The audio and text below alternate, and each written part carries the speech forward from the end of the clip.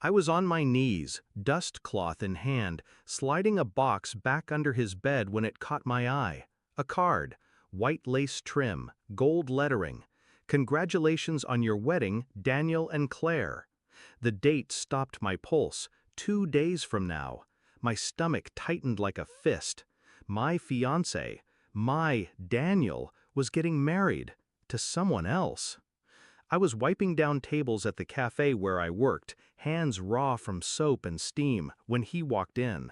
Impeccable suit, watch glinting under the light. He ordered coffee like it was beneath him, but he smiled at me, said my name like it mattered. He came back every day, called me brilliant, said I was different. And when he slipped a ring on my finger, I believed him. 4 years. 4 years of building dreams, sharing keys, making promises. I gave him everything, my loyalty, my time, my trust. And under his bed was my funeral notice. I stood in his kitchen, the card shaking in my hand. What is this? He didn't even look guilty. He smirked.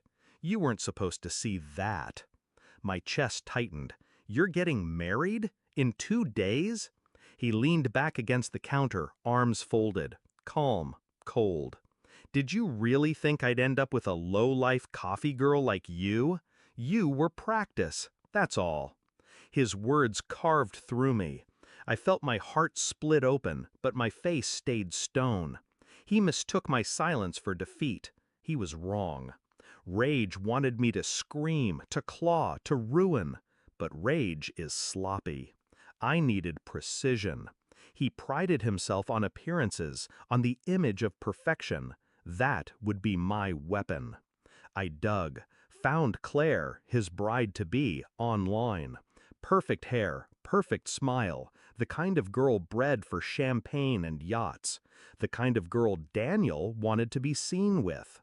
I learned everything about her, where she worked, her family, her friends, and in the cracks of her perfect life, I slid the truth like a blade.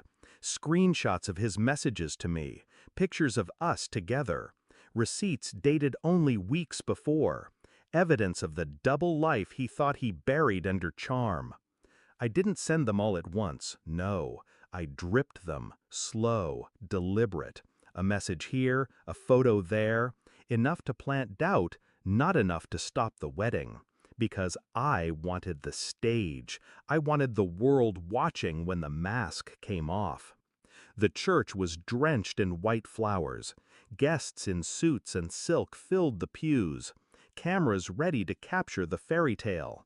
I wore black. I wanted to look like the shadow he never saw coming. He didn't notice me at first, too busy smiling for photographers, playing the perfect groom. But when his eyes caught mine, he froze. Just for a second. I smiled back. The ceremony began. Music swelled. Claire walked down the aisle, radiant and trembling. Daniel reached for her hands. That's when I moved. I stood, cleared my throat. All eyes turned. I'm sorry, I said, voice steady, carrying through the church. But before you say your vows, there's something you should know. Gasps rippled. Claire blinked at me, confused. Daniel's face drained of color. I pulled out my phone. The photos appeared on the screen, one by one, projected onto the silence. Him in my bed. Him kissing me last month. Him promising me forever, even as he planned this wedding. Claire's veil quivered. Her father's jaw clenched. The guests murmured, whispers like daggers slicing the air. Daniel reached for me, hissing under his breath, "Stop this!" I leaned in close enough for only him to hear. You stopped me when you called me a lowlife. Now it's my turn. Claire ripped off her veil, tears streaking down her face. Her father shoved Daniel back, spitting curses. Guests snapped photos, videos, his humiliation captured from every angle. Daniel's perfect world shattered in seconds. No applause, no vows, just chaos, shame, and his name destined to rot online before the night was over. I walked out before the end, didn't wait to see him beg, didn't care to hear excuses. My work was done. I think of his sneer, his words dripping with contempt, low-life coffee girl.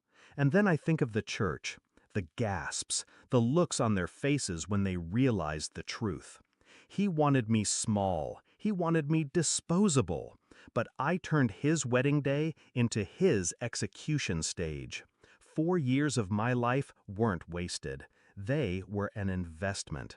And the payoff was watching his empire collapse in front of everyone who ever mattered to him. That's my closure. And that's his forever haunting.